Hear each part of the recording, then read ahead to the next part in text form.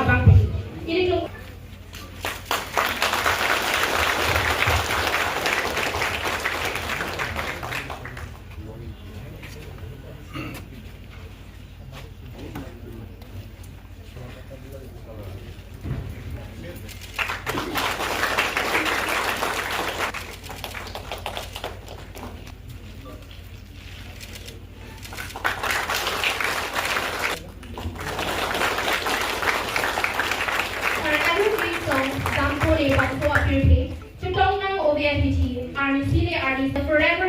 নৰেন্দ্ৰ মোদী তেখেতকো মই ধন্যবাদ দিছোঁ। তেখেতেও সেইখিনি মোক গ্ৰহণ কৰিছে। মই সাধাৰণ এজনী ছোৱালী, সাধাৰণ গাঁৱলীয়া ছোৱালী, দুখীয়া ঘৰৰ ছোৱালী, তথাপিও মোক আপোনালোকৰ উৎসাহ উদ্দীপনাৰ দ্বাৰা আজি ভাৰতবৰ্ষলৈকে পদাৰ্পণ কৰিব পাৰিছোঁ। অশেষ ধন্যবাদ দিছোঁ। আমাৰ কাৰ্বি আংলঙৰ নেতাসকলকো ডক্টৰ তুলিৰাম ৰংহাং দেৱৰ পৰা লৈ অসমৰ মুখ্যমন্ত্ৰীৰ পৰা আদি কৰি সকলোকে লৈ অসম চৰকাৰ আৰু আজি ভাৰত চৰকাৰলৈকে আগবাঢ়িছোঁ।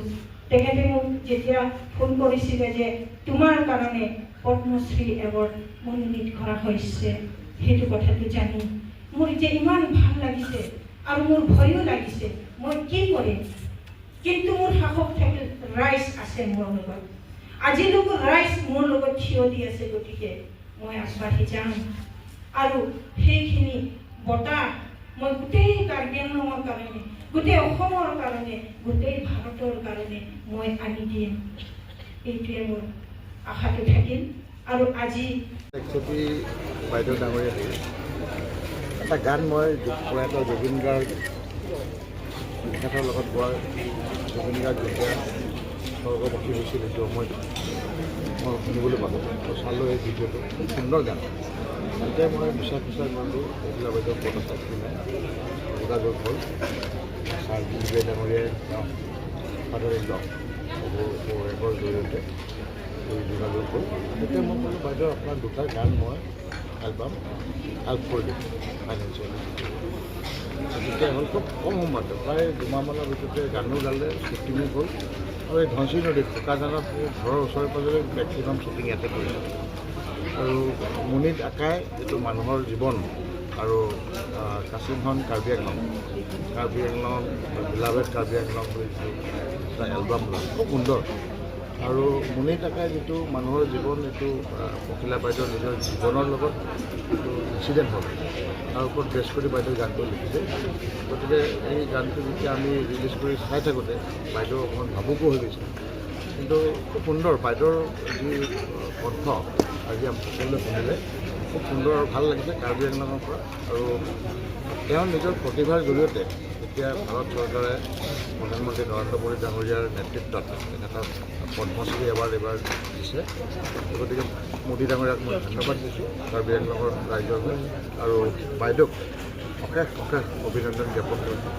আৰু তেখেতে আৰু আগলৈ গান গাই যায়, কাৰ্বি আংলঙৰ সন্মান, কাৰ্বি আংলঙৰ যিটো মধুৰ পৰিৱেশ এই গানৰ লগত তেওঁ বুজাই যাব পাৰিব, তাকে মই আশীৰ্বাদ কৰি আজি এই দুটি এলবাম ৰিলিজ কৰাত যিসকল ব্যক্তি আহিলে সকলোকে মই ধন্যবাদ দিছোঁ, আপোনালোককো ধন্যবাদ দিছোঁ। এটা অনুৰোধ কৰিম যে বাইদেউৰ দুটা এলবাম এইখিনি আপোনালোকে প্ৰচাৰ কৰক, ইউটিউবতো দিয়ক, ফেচবুকতো দিয়ক, য'তে যেনেকৈ পাৰে এই গানখিনি প্ৰমোট কৰিব লাগে বাইদেউ। কাৰণ পদ্মশ্ৰী এৱাৰ্ড পোৱাৰ পিছতে আমাৰ পখিলা বাইদেউ কোন বিচাৰি ফুৰিছে, তাৰ আগত খুব বেছি এটা তেখেতক গুৰুত্ব দিয়া নাছিল। কিন্তু পদ্মশ্ৰী এৱাৰ্ড পোৱাৰ আগতেই মই বাইদেউক এই দুখন গান সম্পূৰ্ণ কৰা হ'ল, শ্বুটিং কৰাৰ পিছতে আমি গম পাইছোঁ।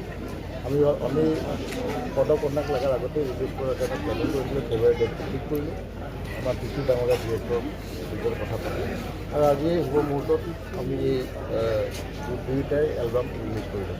তো অত্যন্ত সুখী, সামান্য পৰিমাণ হ'লেও শিল্পী জগতক মই কিছুমান ভাল কৰিব পৰাৰ কাৰণে মই নিজে অত্যন্ত সুখী আজি।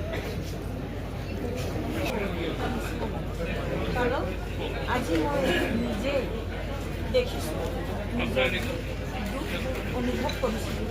এই অনুভৱটো আজি যিটো দেখিছোঁ একদম মোৰ এই দ্বিতীয় নম্বৰ যিটো আছিলে ছাৰ এই গীতটো হৈছে মোৰ জীৱনৰ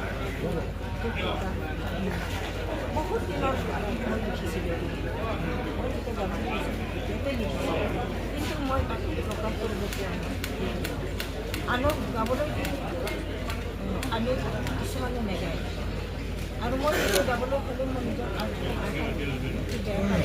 কৰিব নোৱাৰোঁ কিন্তু আজি দেখিছোঁ বোকাজানৰ এলেকাৰ যি আমাৰ MLA ছাৰ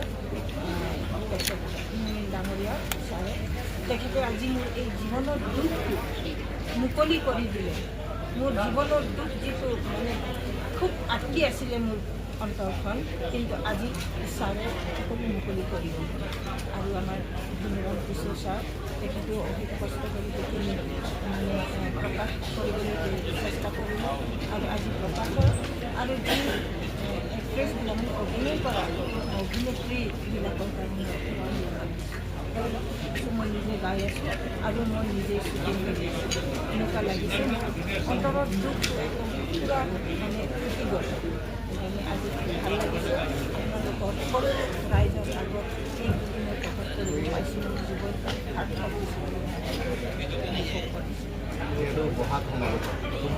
মানে ইমান ভাল নহয় আৰু শৰীৰ যদি মোৰ আৰ্থিক অৱস্থা ইমান ভাল নহয় আৰু আছে মোৰ বহুত কিছুমান আছে আৰু কান্দি কিছুমান প্ৰকাশ কৰিবলৈ আছে কিন্তু নাজানো আগন্তুক কি হয় ঈশ্বৰে জানে এই আমাৰ পদ্মশ্ৰী যিটো এৱাৰ্ডটো এতিয়া মাৰ্চ এপ্ৰিল মাহতে মই দিল্লীলৈ যাত্ৰা কৰিব লাগিব মই তাকে সকলো ৰাইজকে সকলোকে মই কামনা কৰিছোঁ যাতে মোৰ শুভ যাত্ৰাটো ভাল হয় আৰু আগন্তুক মই আৰু আগবাঢ়িব পাৰিম সেইটো থাকক